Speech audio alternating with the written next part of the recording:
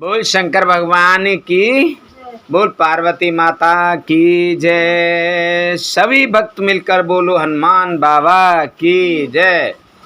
बोलो गणेश भगवान की जय। नमामि समीशम निर्वाण रूपम विवं व्यापकं ब्रह्मवेदस्वरूपं निजं निर्गुणं निर्विकल्पं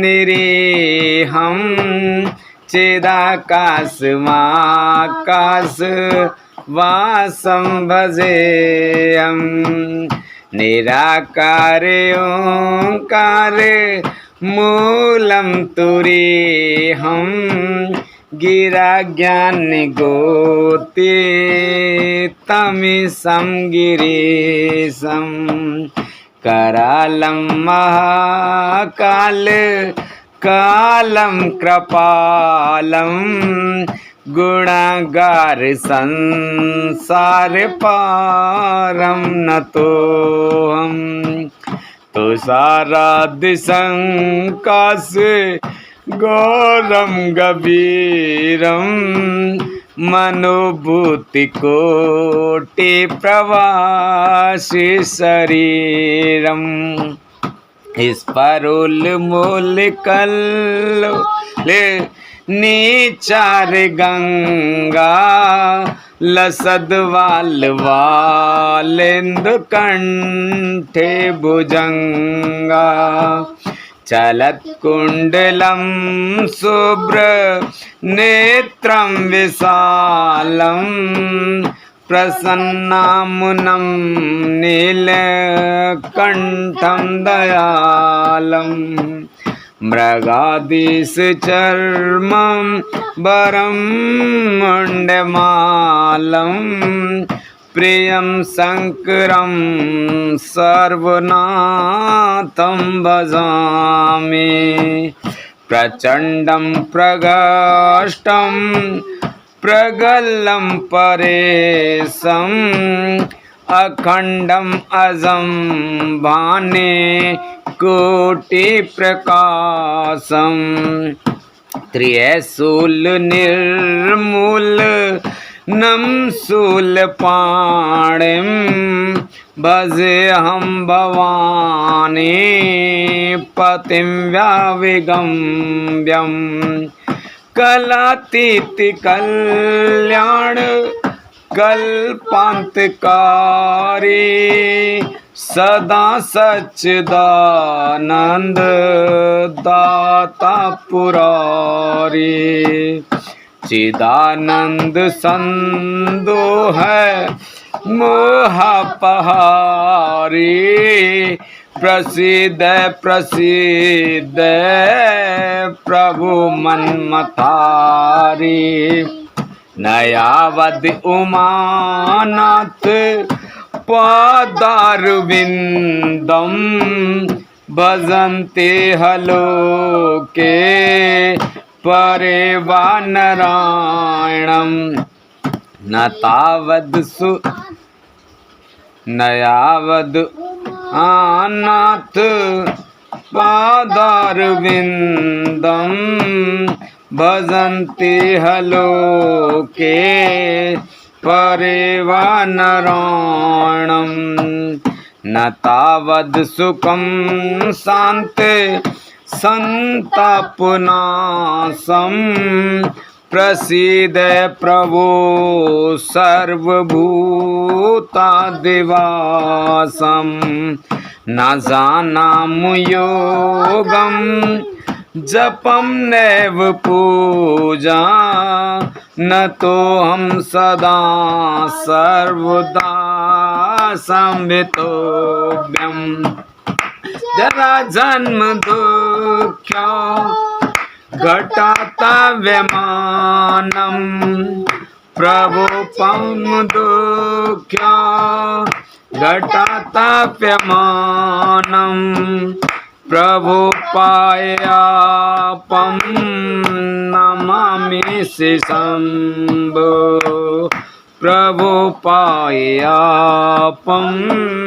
नमामि शम्भो। रुद्राष्टकं प्रोक्तं विपणे हरतोषे ये पठन्ति नरा भक्त्या तेषां शम्भु प्रसीदते। सुन विनती सर्वज्ञ शिव देख विप्र अनुराग नव मंदिर बाणी भये हे दुजुवर वर मांग। जो प्रसन्न प्रभु मोहे पर नाथ दीन पर ने निज पर भक्ति देव प्रभु तुंदु शरवर दे। तब माया बस जीव जड़ संकट फिरहि बिलान तिन पर क्रोध न कीजिए कृपा सिंधु भगवान। शंकर दीन दयाल मो पर हो कृपाल सात अनुग्रह होते नाथ तोर ही क्याल। सियापत रामचंद्र पत जय शरणम शंकर हरि ओम जय जय सिया राम जय जय हनुमान जी की जय। मंगल भवन मंगल हारी से दशरथ अजर बिहारी दीन दयाल बिरद संभारे हरहु नाथ मम संकट भारी। बोल शंकर भगवान की जय। बोल पार्वती माता की जय। शिव पुराण आरंभ। श्री रुद्र संहिता प्रथम खंड पहला अध्याय ऋषिगणों की वार्ता। जो शिव की उत्पत्ति स्थिति और लय आदि के एकमात्र कारण हैं, गिरिराज कुमारी उमा के पति हैं, जिनकी कीर्ति का कहीं अंत नहीं है, जो माया के आश्रय होकर भी उससे दूर हैं तथा जिनका स्वरूप दुर्लभ है। मैं उन भगवान शंकर की वंदना करता हूँ जिनकी माया विश्व की सृष्टि करती है। जैसे लोहा चुंबक से आकर्षित होकर उसके पास ही लटका रहता है, उसी प्रकार ये सारे जगत के जिसके आसपास ही भ्रमण करते हैं। जिन्होंने इन प्रपंचों को रचने की विधि बताई है, जो सभी के भीतर अंतर्यामी रूप से विराजमान हैं, मैं उन भगवान शिव को नमन करता हूँ। सूत जी ऋषि बोले, हे सूत जी, अब आप हमसे भगवान शिव व पार्वती के परम उत्तम व दिव्य स्वरूप का वर्णन कीजिए। षष्ठी की रचना से पूर्व, षष्ठी के मध्यकाल व अंतकाल में महेश्वर किस प्रकार व किस रूप में स्थित होते हैं। सभी लोगों का कल्याण करने वाले भगवान शिव कैसे प्रसन्न होते हैं तथा प्रसन्न होने पर अपने भक्तों को कौन कौन से उत्तम फल देते हैं।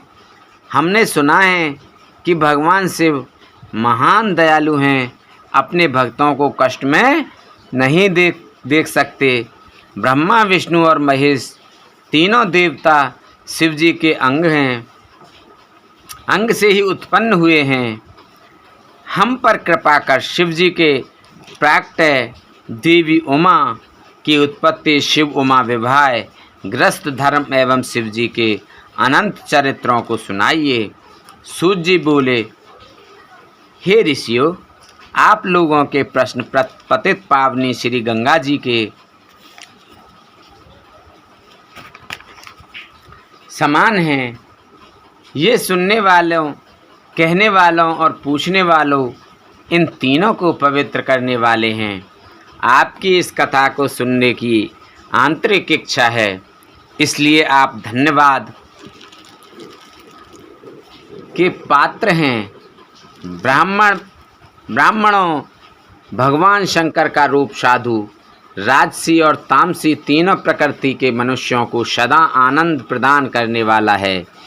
वे मनुष्य जिनके मन में कोई तृष्णा नहीं है, ऐसे महात्मा पुरुष भगवान शिव के गुणों का गान करते हैं, क्योंकि शिव की भक्ति मन और कानों के प्रिय लगने वाली और संपूर्ण मनोरथों को देने वाली है। हे ऋषियों, मैं आपके प्रश्नों के अनुसार ही शिव के चरित्र का वर्णन करता हूँ, आप उसे आदरपूर्वक श्रवण करें। आपके प्रश्नों के अनुसार ही नारद जी ने अपने पिता ब्रह्मा जी से यही प्रश्न किया था। तब ब्रह्मा जी ने प्रसन्न होकर शिव चरित्र सुनाया। उसी संवाद को मैं तुमसे सुनाता हूँ, क्योंकि उस संवाद में भवसागर से मुक्ति कराने वाले गौरीश की अनेक आश्चर्यमयी लीलाएं वर्णित हैं। प्रथम अध्याय समाप्त। बोलो हरि ओम नमो नमः। बोलो शंकर भगवान की जय। बोलो पार्वती माता की जय।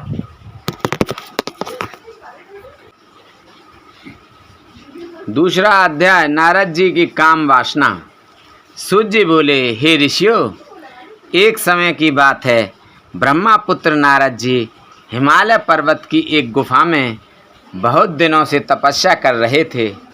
उन्होंने दृढ़तापूर्वक समाधि लगाई थी और तप करने लगे थे। उनके उग्र तप का समाचार पाकर देवराज इंद्र कांप उठे। उन्होंने सोचा कि नारद मुनि मेरे स्वर्गलोक के राज्य को छीनना चाहते हैं।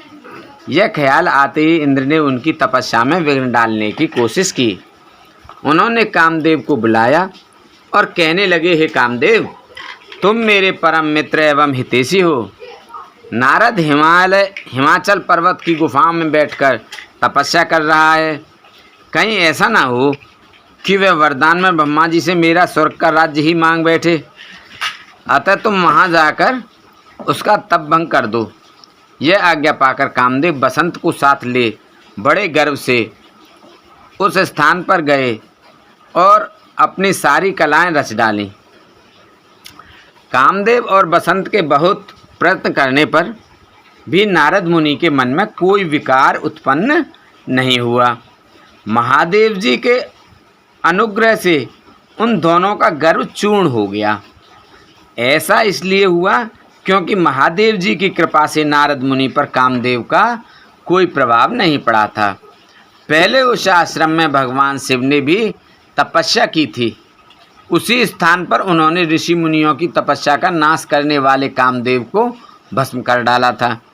कामदेव को भस्म देखकर उनकी पत्नी रति ने बिलखते हुए भगवान शंकर से उन्हें जीवित करने की प्रार्थना की तथा सभी देवता भी शिव जी से प्रार्थना करने लगे। तो भगवान महादेव जी ने कहा कि कुछ समय पश्चात कामदेव स्वयं जीवित हो जाएंगे, किंतु इस स्थान पर और इसके आसपास जहाँ तक भस्म दिखाई देती है वहाँ तक की पृथ्वी पर कामदेव की माया का और काम बाण का कोई प्रभाव नहीं पड़ेगा। इस प्रकार उस स्थान से कामदेव लज्जित होकर वापस लौट आए। देवराज इंद्र ने जब यह सुना कि नारद जी पर कामदेव का कोई प्रभाव नहीं पड़ा तो उन्होंने नारद जी को खूब प्रशंसा की। भगवान शिव की माया के कारण वे भूल गए थे कि शिव जी के शाप के कारण उस स्थान पर कामदेव की माया नहीं चल सकती। नारद जी भगवान शिव की कृपा से बहुत समय तक तपस्या करते रहे। अपने तप को पूर्ण हुआ समझकर नारद जी उठे तो उन्हें कामदेव पर विजय प्राप्त करने का ध्यान आया। तब उन्हें मन में ही मन इस बात का घमंड हुआ कि उन्होंने कामदेव पर विजय प्राप्त कर ली है। इस प्रकार अभिमान से उनका ज्ञान नष्ट हो गया। वे यह समझ नहीं सके कि महादेव के पराजित होने में भगवान शंकर कि कामदेव के पराजित होने में भगवान शंकर की ही माया थी। जब वे अपनी काम विजय की कथा सुनाने के लिए शीघ्र ही कैलाश पर्वत पर जा पहुँचे और भगवान शिव को नमस्कार करके अपनी तपस्या की सफलता का समाचार तथा कामदेव पर विजय प्राप्त करने का समाचार कह सुनाया। यह सब सुनकर महादेव जी ने नारद की प्रशंसा करते हुए कहा, हे नारद जी, आप परम धन्य हैं, परंतु मेरी एक बात याद रखना कि यह समाचार किसी अन्य देवता को मत सुनाना। विशेषकर भगवान विष्णु से तो इस बात को कदापि ना कहना। यह वृतांत सबसे छिपाकर रखने योग्य है। तुम मेरे प्रिय हो, इसलिए मैं तुम्हें यह आज्ञा देता हूँ कि यह बात किसी के सामने प्रकट मत करना। परंतु वे तो शिव की माया से मोहित हो चुके थे, इसलिए उनकी दी शिक्षा को ध्यान में न रखते हुए वे ब्रह्मलोक चले गए। वहाँ ब्रह्मा जी को नमस्कार कर बोले, मैंने अपने तपोबल से कामदेव को जीत लिया है। यह सुनकर ब्रह्मा जी ने भगवान शिव के चरणों का चिंतन करके सारा कारण जान लिया तथा अपने पुत्र नारद को यह सब किसी और से न कहने के लिए मना कर दिया। नारद के मन में अभिमान के अंकुर उत्पन्न हो गए थे, जिसके फलस्वरूप उनकी बुद्धि नष्ट हो गई थी। वे तो तुरंत विष्णु लोक पहुंचकर भगवान विष्णु को यह सारा किस्सा सुनाना चाहते थे। अतः शीघ्र ही वे ब्रह्मलोक से चल दिए। नारद मुनि को आते देखकर भगवान विष्णु सिंहासन से उठ खड़े हुए। उन्होंने नारद को गले लगा लिया और आदर सहित आसन पर बैठाया। भगवान शिव के चरणों का स्मरण करके भगवान विष्णु ने नारद जी से पूछा, नारद जी, आप कहाँ से आ रहे हैं और इस लोक में आपका शुभागमन किस लिए हुआ है? यह सुनकर नारद जी ने अहंकार सहित अपने तप के पूर्ण होने और एवं कामदेव पर विजय प्राप्त करने का समस्त हाल उन्हें कह सुनाया। भगवान विष्णु काम के विजय के असली कारण को समझ चुके थे। वे नारद जी से बोले, हे नारद जी, आपकी कीर्ति एवं निर्मल बुद्धि धन्य है। काम, क्रोध एवं लोभ मोह उन मनुष्यों को पीड़ित करते हैं जो भक्तिहीन हैं। आप तो ज्ञान वैराग्य से युक्त एवं ब्रह्मचारी हैं, फिर भला यह काम आपका क्या बिगाड़ सकता था? देव ऋषि नारद बोले, हे भगवान, यह सब आपकी कृपा का ही फल है। आपकी कृपा के आगे कामदेव की क्या सामर्थ्य है जो मेरा कुछ बिगाड़ सके? मैं तो सदा ही निर्भय हूँ। इतना कहकर नारद जी विष्णु भगवान को नमस्कार कर वहाँ से चल दिए। द्वितीय अध्याय समाप्त। बोलो शंकर भगवान की जय। तीसरा अध्याय, नारद जी का भगवान विष्णु से उनका रूप मांगना। सूत जी बोले, महर्षियों, नारद जी के चले जाने पर शिव जी की इच्छा से विष्णु भगवान ने एक अद्भुत माया रची। उन्होंने जिस ओर नारद जी जा रहे थे वहाँ एक सुंदर नगर बना दिया। वह नगर वैकुंठ लोक से भी अधिक रमणीय था। वहाँ बहुत से विहार स्थल थे। उस नगर के राजा का नाम शीलनिधि था। उस राजा की एक बहुत सुंदर कन्या थी। उन्होंने अपनी पुत्री के लिए स्वयंवर का आयोजन किया था। उनकी कन्या का वरण करने के लिए उत्सुक बहुत से राजकुमार पधारे थे। वहाँ बहुत चहल पहल थी। इस नगर की शोभा देखते ही नारद जी का मन मोहित हो गया।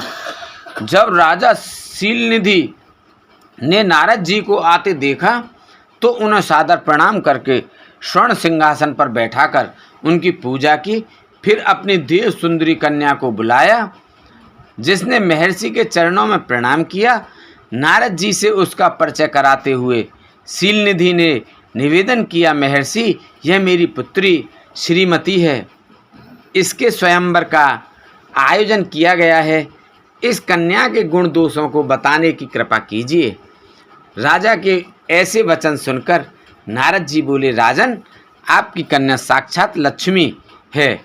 इसका भावी पति भगवान शिव के समान वैभवशाली त्रिलोकजयी वीर तथा कामदेव को भी जीतने वाला होगा। ऐसा कहकर नारद मुनि वहाँ से चल दिए। शिव की माया के कारण वे काम के वशीभूत हो सोचने लगे कि राजकुमारी को कैसे प्राप्त करूं। स्वयंवर में आए सुंदर एवं वैभवशाली राजाओं को छोड़कर भला यह मेरा वरण कैसे करेगी। वे सोचने लगे कि नारियों को सौंदर्य बहुत प्रिय होता है, सौंदर्य को देखकर ही श्रीमती मेरा वरण कर सकती है। ऐसा विचार कर नारद जी फिर विष्णु लोक में जा पहुँचे और उन्हें राजा शील नदी की कन्या के स्वयंवर के बारे में बताया तथा उस कन्या के साथ विवाह करने की इच्छा व्यक्त की। उन्होंने भगवान विष्णु से प्रार्थना की कि वे अपना रूप उन्हें प्रदान करें ताकि श्रीमती उन्हें ही वरे। सूर्य कहते हैं, महर्षियों, नारद मुनि की ऐसी बात सुनकर भगवान मधुसूदन हंस पड़े और भगवान शंकर के प्रभाव का अनुभव करके उन्होंने इस प्रकार उत्तर दिया। भगवान विष्णु बोले, हे नारद, वहाँ आप अवश्य जाइए। मैं आपका हित उसी प्रकार करूँगा जिस प्रकार पीड़ित व्यक्ति का श्रेष्ठ वैद्य करता है, क्योंकि तुम मुझे विशेष प्रिय हो। ऐसा कहकर भगवान विष्णु ने नारद मुनि को वानर का मुख तथा शेष अंगों को अपना मनोहर रूप प्रदान कर दिया।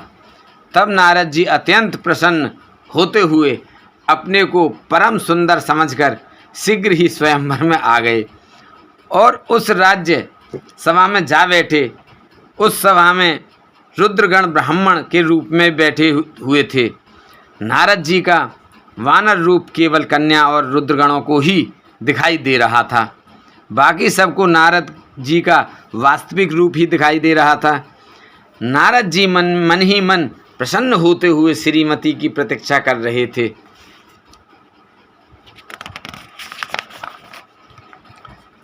हे ऋषियों, वह कन्या हाथ में जयमाला लिए अपनी सखियों के साथ स्वयंवर में आई। उसके हाथों में सोने की सुंदर माला थी। वह शुभ लक्षणा राजकुमारी लक्ष्मी के समान अपूर्व शोभा पा रही थी। नारद मुनि का भगवान विष्णु जैसा शरीर और वानर जैसा मुख देखकर वह कुपित हो गई और उनकी ओर से दृष्टि हटाकर मनोवांछित वर की तलाश में आगे चली गई। सभा में अपने मनपसंद वर को न पाकर वह उदास हो गई। उसने किसी के भी गले में वरमाला नहीं डाली। तभी भगवान विष्णु राजा की वेशभूषा धारण कर वहां आ पहुँचे। विष्णु जी को देखते ही उस परम सुंदरी ने उनके गले में वरमाला डाल दी। विष्णु जी राजकुमारी को साथ लेकर तुरंत अपने लोक को चले गए। यह देखकर नारद जी विचलित हो गए। तब ब्राह्मणों के रूप में उपस्थित रुद्रगणों ने नारद जी से कहा, हे नारद जी, आप व्यर्थ ही काम से मोहित हो सौंदर्य के बल से राजकुमारी को पाना चाहते हैं। पहले जरा अपना वानर के समान मुख तो देख लीजिए। सूत जी बोले। यह वचन सुनकर नारद जी को बड़ा आश्चर्य हुआ। उन्होंने दर्पण में अपना मुंह देखा। वानर के समान मुख को देखकर वे अत्यंत क्रोधित हो उठे तथा दोनों रुद्रगणों को शाप देते हुए बोले, तुमने एक ब्राह्मण का मजाक उड़ाया है, अतः तुम ब्राह्मण कुल में पैदा होकर भी राक्षस बन जाओ। यह सुनकर वे शिवगण कुछ नहीं बोले, बल्कि इसे भगवान शिव की इच्छा मानते हुए उदासीन भाव से अपने स्थान को चले गए और भगवान शिव की स्तुति करने लगे। तृतीय अध्याय समाप्त। बोलो शंकर भगवान की जय। चौथा अध्याय, नारद जी का भगवान विष्णु को शाप देना। ऋषि बोले, हे सूत जी, रुद्रगणों के चले जाने पर नारद जी ने क्या किया और वे कहाँ गए, इस सब के बारे में भी हमें बताइए। सूत जी बोले, हे ऋषियों, माया से मोहित नारद जी उन दोनों शिवगणों को शाप देकर भी मोहवश कुछ न जान सके। तत्पश्चात क्रोधित होते हुए वे तालाब के पास पहुँचे और वहाँ जल में पुनः अपनी परछाई देखी तो उन्हें फिर वानर जैसी आकृति दिखाई दी।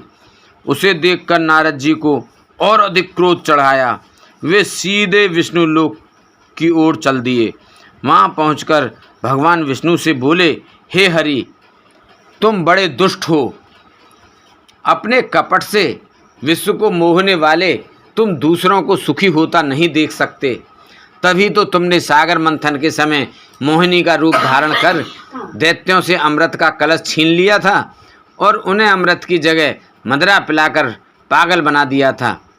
यदि उस समय भगवान शंकर दया करके विष को न पीते तो तुम्हारा सारा कपट प्रकट हो जाता। तुम्हें कपटपूर्ण चालें अधिक प्रिय हैं। भगवान महादेव जी ने ब्राह्मणों को सर्वोपरि बताया है। आज तुम्हें मैं ऐसी सीख दूंगा जिससे तुम फिर कभी कहीं भी ऐसा कार्य नहीं कर सकोगे। अब तक तुम्हारा किसी शक्तिशाली मनुष्य से पाला नहीं पड़ा है, इसलिए तुम निडर बने हुए हो, परंतु अब तुम्हें तुम्हारी करनी का पूरा फल मिलेगा। माया मोहित नारद जी क्रोध से खिन्न थे। वे भगवान विष्णु को शाप देते हुए बोले, विष्णु, तुमने स्त्री के लिए मुझे व्याकुल किया है। तुम सभी को मोह में डालते हो।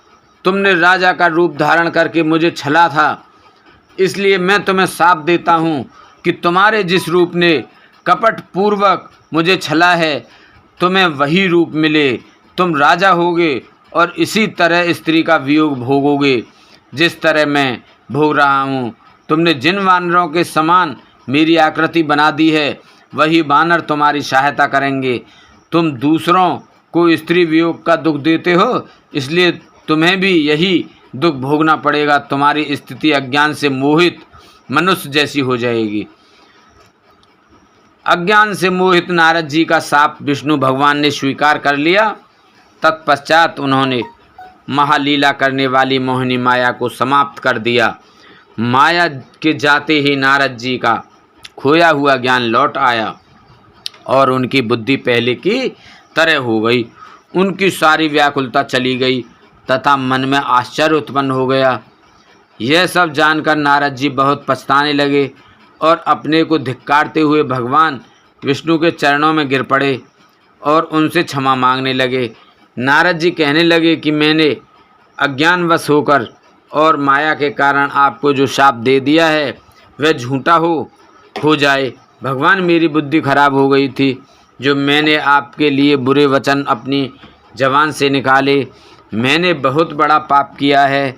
हे प्रभु, मुझ पर कृपा कर मुझे ऐसा कोई उपाय बताइए जिससे मेरा सारा पाप नष्ट हो जाए। कृपा मुझे प्रायश्चित का तरीका बताइए। तब श्री विष्णु जी ने उन्हें उठाकर मधुर वाणी से कहा,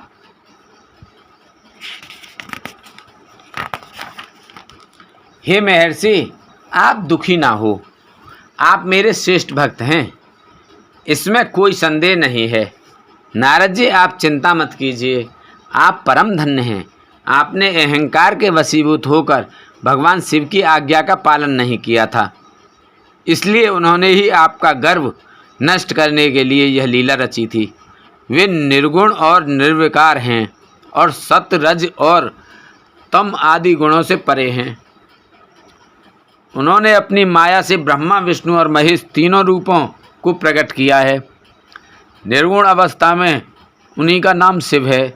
वे ही परमात्मा, महेश्वर, परम ब्रह्म, अविनाशी, अनंत और महादेव नामों से जाने जाते हैं। उन्हीं की आज्ञा से ब्रह्मा जी जगत के षष्ठी रचयिता हुए हैं। मैं तीनों लोकों का पालन करता हूँ और शिव जी रुद्र रूप में सबका संहार करते हैं। वे शिव स्वरूप सबके साक्षी हैं। वे माया से भिन्न और निर्गुण हैं। वे अपने भक्तों पर सदा दया करते हैं। मैं तुम्हें समस्त पापों का नाश करने वाला, भोग एवं मोक्ष प्रदान करने वाला उपाय बताता हूँ। अपने सारे शकों एवं चिंताओं को त्याग कर भगवान शंकर की यश और कीर्ति का गुणगान करो और सदा अनन्य भाव से शिव जी के सतनाम स्तोत्र का पाठ करो। उनकी उपासना करो तथा प्रतिदिन उनकी पूजा अर्चना करो। जो मनुष्य शरीर, मन और वाणी द्वारा भगवान शिव की उपासना करते हैं उन्हें पंडित या ज्ञानी कहा जाता है। जो मनुष्य शिव जी की भक्ति करते हैं उन्हें संसार रूपी भवसागर से तत्काल मुक्ति मिल जाती है। जो लोग पाप रूपी दावानल से पीड़ित हैं, उन्हें शिव नाम रूपी अमृत का पान करना चाहिए। वेदों का पूर्ण ज्ञान प्राप्त करने के पश्चात ही ज्ञानी मनुष्यों ने शिव जी की पूजा को जन्म मरण रूपी बंधनों से मुक्त होने का सर्वश्रेष्ठ साधन बताया है। इसलिए आज से ही रोज़ भगवान शिव की कथा सुनो और कहा करो तथा उनका पूजन किया करो। अपने हृदय में भगवान शिव के चरणों की स्थापना करो तथा उनके तीर्थों में निवास करते हुए उनकी स्तुति कर उनका गुणगान करो। इसके बाद नारद जी, तुम मेरी आज्ञा से अपने मनोरथ की सिद्धि के लिए ब्रह्मलोक जाना। वहाँ अपने पिता ब्रह्मा जी की स्तुति करके उनसे शिव महिमा के बारे में पूछना। ब्रह्मा जी शिव भक्तों में श्रेष्ठ हैं। वे तुम्हें भगवान शंकर का महात्म्य और सतनाम स्तोत्र अवश्य सुनाएंगे। आज से तुम शिव भक्ति में लीन हो जाओ, वे अवश्य तुम्हारा कल्याण करेंगे। यह कहकर विष्णु जी अंतर्ध्यान हो गए। चौथा अध्याय समाप्त। बोलो हरि ओम नमो नमः। बोल शंकर भगवान की जय। पांचवा अध्याय। नारद जी का शिव तीर्थों में भ्रमण व ब्रह्मा जी से प्रश्न। सूत जी बोले, महर्षियों, भगवान श्री हरि के अंतर्ध्यान हो जाने पर मुनि श्रेष्ठ नारद शिवलिंगों का भक्ति पूर्वक दर्शन करने के लिए निकल गए। इस प्रकार भक्ति मुक्ति देने वाले अनेक शिवलिंगों के उन्होंने दर्शन किए। जब उन रुद्रगणों ने नारद जी को वहाँ देखा तो वे दोनों गण अपने शाप की मुक्ति के लिए उनके चरणों पर गिर पड़े और उनसे प्रार्थना करने लगे कि वे उनका उद्धार करें। नारद मुनि, हम आपके अपराधी हैं। राजकुमारी श्रीमती के स्वयंवर में आपका मन माया से मोहित था। उस समय भगवान शिव की प्रेरणा से आपने हमें शाप दे दिया था। अब आप हमारी जीवन रक्षा का उपाय कीजिए। हमने अपने कर्मों का फल भोग लिया है। कृपा कर हम पर प्रसन्न होकर हमें शाप मुक्त कीजिए। नारद जी ने कहा, हे रुद्रगणों, आप महादेव के गण हैं एवं सभी के लिए आदरणीय हैं। उस समय भगवान शिव की इच्छा से मेरी बुद्धि भ्रष्ट हो गई थी, इसलिए मोहवश मैंने आपको शाप दे दिया था। आप लोग मेरे इस अपराध को क्षमा कर दें, परंतु मेरा वचन झूठा नहीं हो सकता। इसलिए मैं आपको शाप से मुक्ति का उपाय बताता हूँ। मुनिवर विश्वा के वीर द्वारा तुम एक राक्षसी के गर्भ में जन्म लोगे। समस्त दिशाओं में रावण और कुंभकर्ण के नाम से प्रसिद्ध पाओगे। राक्षस राज का पद प्राप्त करोगे। तुम बलवान व वैभव से युक्त हो जाओगे। तुम्हारा प्रताप सभी लोकों में फैलेगा। समस्त ब्रह्मांड के राजा होकर भी भगवान शिव के परम भक्तों में होओगे। भगवान शिव के ही दूसरे स्वरूप श्री विष्णु के अवतार के हाथों से मृत्यु पाकर तुम्हारा उद्धार होगा तथा फिर अपने पद पर प्रतिष्ठित हो जाओगे। सूर्य कहने लगे कि इस प्रकार नारद जी का कथन सुनकर वे दोनों रुद्रगण प्रसन्न होते हुए वहाँ से चले गए और नारद जी भी आनंद से सराबोर हो मन ही मन शिव जी का ध्यान करते हुए शिव तीर्थों का दर्शन करने लगे। इसी प्रकार भ्रमण करते करते वे शिव की प्रिय नगरी काशीपुरी में पहुँचे और काशीनाथ का दर्शन कर उनकी पूजा उपासना की। श्री नारद जी शिव जी की भक्ति में डूबे उनका स्मरण करते हुए ब्रह्मलोक को चले गए। जहाँ पहुंचकर उन्होंने ब्रह्मा जी को आदरपूर्वक नमस्कार किया और उनकी स्तुति करने लगे। उस समय उनका हृदय शुद्ध हो चुका था और उनके हृदय में शिव जी के प्रति भक्ति भावना ही थी और कुछ नहीं। नारद जी बोले, हे पितामह, आप तो परम ब्रह्म परमात्मा के स्वरूप को अच्छी तरह प्रकार से जानते हो। आपकी कृपा से मैंने भगवान विष्णु के महात्म्य का ज्ञान प्राप्त किया है एवं भक्ति मार्ग, ज्ञान मार्ग, तपो मार्ग, दान मार्ग तथा तीर्थ मार्ग के बारे में जाना है, परंतु मैं शिव तत्व के ज्ञान को अभी तक नहीं जान पाया हूँ। मैं उनकी पूजा विधि को भी नहीं जानता हूँ। अतः अब मैं उनके बारे में सभी कुछ जानना चाहता हूँ। मैं भगवान शिव के विभिन्न चरित्रों, उनके स्वरूप तथा वे सृष्टि के आरंभ में, मध्य में किस रूप में थे, उनकी लीलाएं कैसी होती हैं और प्रलय काल में भगवान शिव कहाँ निवास करते हैं, उनका विवाह तथा उनके पुत्र कार्तिकेय के जन्म आदि की कथाएं मैं आपके श्रीमुख से सुनना चाहता हूँ। भगवान शिव कैसे प्रसन्न होते हैं और प्रसन्न होने पर क्या क्या प्रदान करते हैं, इस संपूर्ण वृत्तांत को मुझे बताने की कृपा करें। अपने पुत्र नारद की ये बातें सुनकर पितामह ब्रह्मा बहुत प्रसन्न हुए। 5वां अध्याय समाप्त। बोलो शंकर भगवान की जय। 6ठा अध्याय ब्रह्मा जी द्वारा शिव तत्व का वर्णन। ब्रह्मा जी ने कहा, हे नारद, तुम सदैव जगत के उपकार में लगे रहते हो। तुमने जगत के लोगों के हित के लिए बहुत उत्तम बात पूछी है, जिसके सुनने से मनुष्य के सब जन्मों के पापों का नाश हो जाता है। उस परम ब्रह्म शिव तत्व का वर्णन मैं तुम्हारे लिए कह रहा हूँ। शिव तत्व का स्वरूप बहुत सुंदर और अद्भुत है। जिस समय महाप्रलय आई थी और पूरा संसार नष्ट हो गया था तथा चारों ओर सिर्फ अंधकार ही अंधकार था, आकाश में ब्रह्मांड तारों व ग्रहों से रहित होकर अंधकार में डूब गए थे। सूर्य और चंद्रमा दिखाई देने बंद हो गए थे। सभी ग्रहों और नक्षत्रों का कहीं पता नहीं चल रहा था। दिन रात अग्नि जल और कुछ भी नहीं था। प्रधान आकाश और अन्य तेज भी शून्य हो गए थे। शब्द स्पर्श गंध रूप रस का अभाव हो गया था। सत्य असत्य सब कुछ खत्म हो गया था। तब सिर्फ सत्य ही बचा था। उस तत्व को मुनिजन एवं योगी अपने हृदय के भीतर ही देखते हैं। वाणी नाम रूप रंग आदि की वहाँ तक पहुँच नहीं है। उस परम ब्रह्म के विषय में ज्ञान और अज्ञान से किए गए संबोधन के द्वारा कुछ समय बाद अर्थात सृष्टि का समय आने पर एक से अनेक होने के संकल्प का उदय हुआ। तब उन्होंने अपनी लीला से मूर्ति की रचना की। वह मूर्ति संपूर्ण ऐश्वर्य तथा गुणों से युक्त, संपन्न, सर्वज्ञानमयी एवं सब कुछ प्रदान करने वाली है। यही सदाशिव की मूर्ति है। सभी पंडित विद्वान इसी प्राचीन मूर्ति को ईश्वर कहते हैं।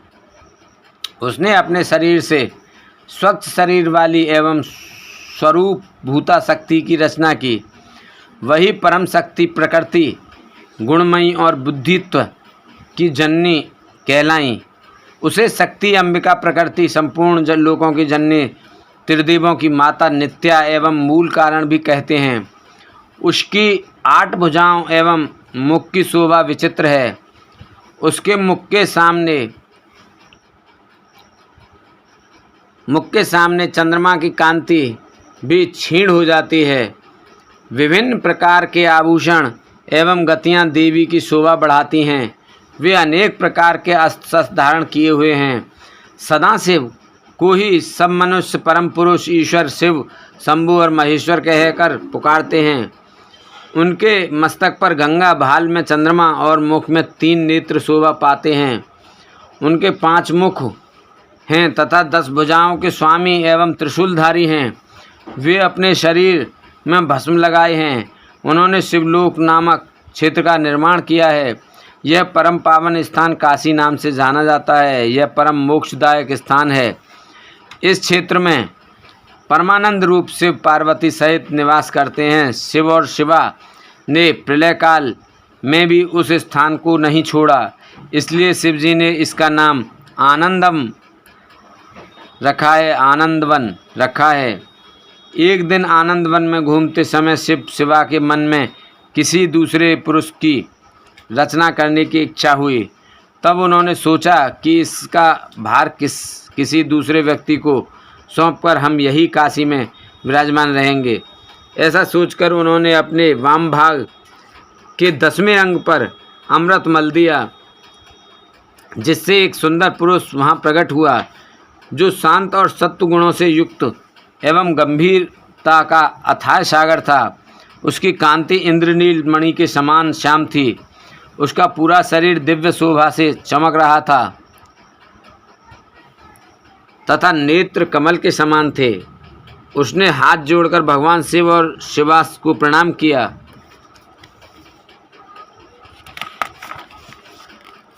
तथा प्रार्थना की कि मेरा निश्चित कीजिए।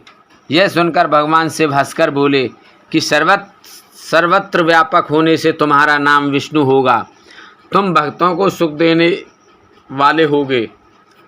तुम यही स्थिर रहकर तप करो, वही सभी कार्यों का साधन है। ऐसा कहकर शिव जी ने उन्हें ज्ञान प्रदान किया तथा वहाँ से अंतर्ध्यान हो गए। तब विष्णु जी ने 12 वर्ष तक वहाँ दिव्य तप किया। तपस्या के कारण उनके शरीर से अनेक जलधाराएं निकलने लगीं। उस जल से सारा सूना आकाश व्याप्त हो गया। वह ब्रह्मरूप जल अपने स्पर्श मात्र से पापों का नाश करने वाला था। उस जल में भगवान विष्णु ने स्वयं शयन किया। नार अर्थात जल में निवास करने के कारण ही वे नारायण कहलाए। तभी से उन महात्मा से सब तत्वों की उत्पत्ति हुई। पहले प्रकृति से महान और उससे 3 गुण उत्पन्न हुए तथा उनसे अहंकार उत्पन्न हुआ। उससे शब्द, स्पर्श, रूप, रस और गंध एवं 5 भूत प्रकट हुए। उनसे ज्ञानेंद्रियां एवं कर्मेंद्रियां बनी। उस समय एकाकार 24 तत्व प्रकृति से प्रकट हुए एवं उनकी ग्रहण करके परम पुरुष नारायण भगवान शिव जी की इच्छा से जल में सो गए। 6ठा अध्याय समाप्त। बोलो शंकर भगवान की जय। 7वां अध्याय विवादग्रस्त ब्रह्मा विष्णु के मध्य अग्नि स्तंभ का प्रकट होना।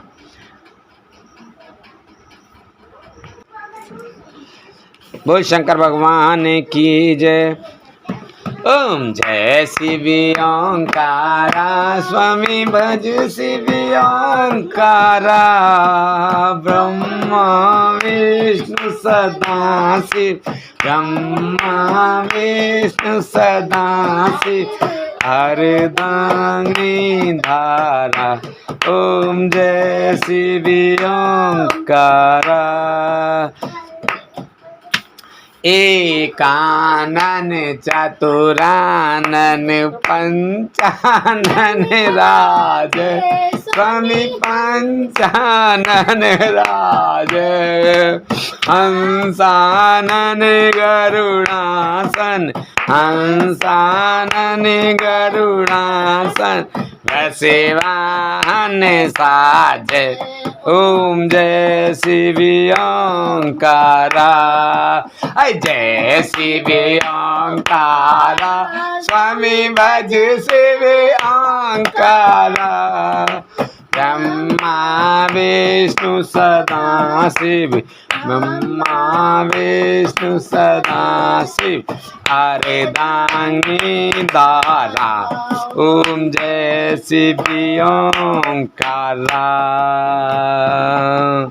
2 भुज 4 चतुर्भुज, 10 भुज ते सो है। स्वामी 10 भुज से सो है। तीनों रूप निरखता, तीनों रूप जाने जाने मोह है। ओम जय शिव ओंकारा। जय शिव ओंकारा, मैं भज शिव ओंकारा। ब्रह्मा विष्णु सदा शिव, हरना विष्णु सदा शिव, हृदय धारा। ओम जय शिव ओंकारा। अच्छी माला वन्य माला, रुंडे माला धारी। स्वामी रुंडे माला धारी। चंदन मृग मद सोहे, चंदन मृग मद सोहे, भोले शिवदारी। ओम जय शिव ओंकारा, जय शिव ओंकारा, स्वामी भज शिव ओंकारा।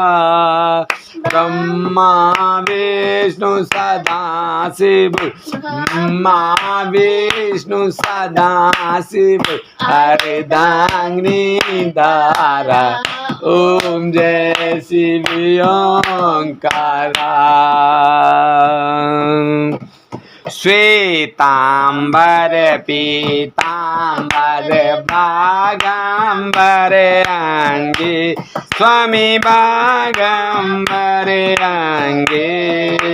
सनकादिक ब्रह्मादिक, सनकादिक मादिक भूतादिक संगे। ओम जय शिव ओंकारा, जय शिव ओंकारा, स्वामी भज शिव ओंकारा।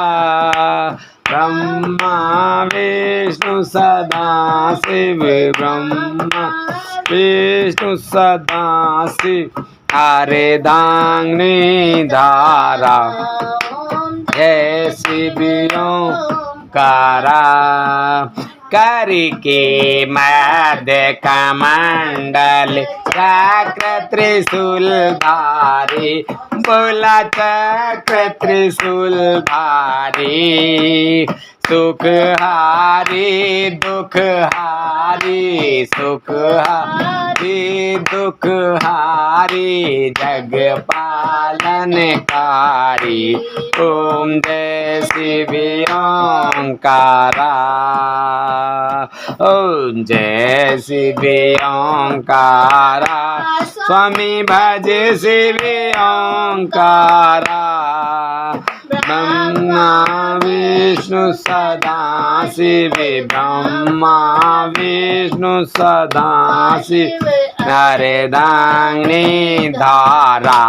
ओम जय शिव ओंकारा।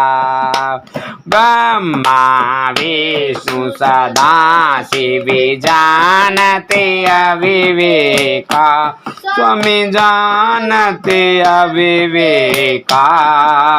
प्रणवाक्षर के मध्य, प्रणवाक्षर के मध्य, ये तीनों एका।